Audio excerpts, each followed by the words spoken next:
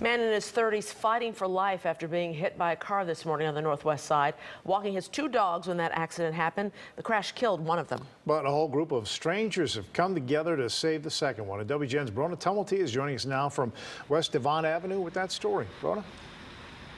Good evening, guys. Yeah, we're told the owner of those dogs suffered horrific injuries and was taken to Lutheran General Hospital in critical condition. One of the dogs is a former search and rescue canine. That dog died here at the scene of the crash, but the second one survived thanks to a whole lot of people who stepped up in a heartbeat.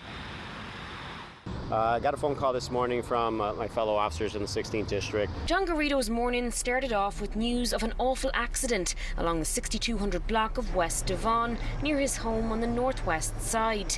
John runs the Garrido Stray Rescue Foundation for Animals. We started that, we became official in 2017. We were kind of unofficial since 2014. And this crash injured two people, but also two dogs. Police say a man in his mid-30s was trying to cross and stepped out from between two vehicles. He was struck by a 21-year-old woman driving eastbound.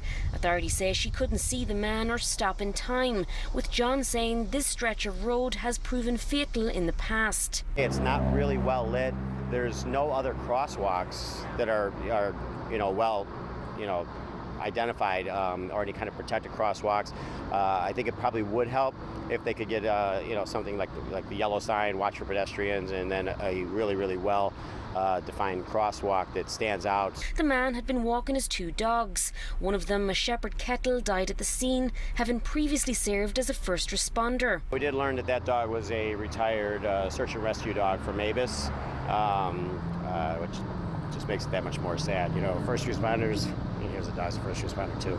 The other, though, firefighters began to help. What I learned was that the fire department had already started oxygen on the dog and sat with the dog for approximately 30 minutes, which essentially saved the dog's life for sure. And when John arrived, he rushed her up to Niles Animal Hospital. I immediately called the Niles Animal Hospital to see if we can bring this dog in as an emergency right away, and they said no problem. They stabilized her there. She's a black lab. She's only about a year and a half old, so she's young, which is probably what's helping her because she's so young. But with multiple injuries, including a collapsed lung, she needs round-the-clock care. So Blue Pearl in Northfield stepped up to take her in. Niles Animal Hospital let one of their vet techs ride with me in my Jeep, and the vet tech rode in the back seat with a stethoscope listening to the dog's heart the whole way. And she'll be there for the foreseeable future, alive thanks to a huge team effort. Everybody in a second, just like boom, everybody came together. Now, other neighbours we spoke with here say this stretch of road is indeed a bit of a nightmare and something needs to change to make it safer for everyone.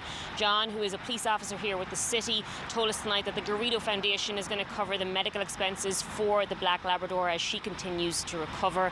The family involved asked us not to name either dog or the owner of the dogs as he continues to recover in the hospital tonight, so we wanted to respect that. And the driver involved here, the 21-year-old woman who was behind the wheel, she suffered minor injuries and was taken to Lutheran General as well, and she has not been cited in relation to the crash. Well, live tonight on the northwest side, Brona Tumulty, WGN News. Thank you, Brona.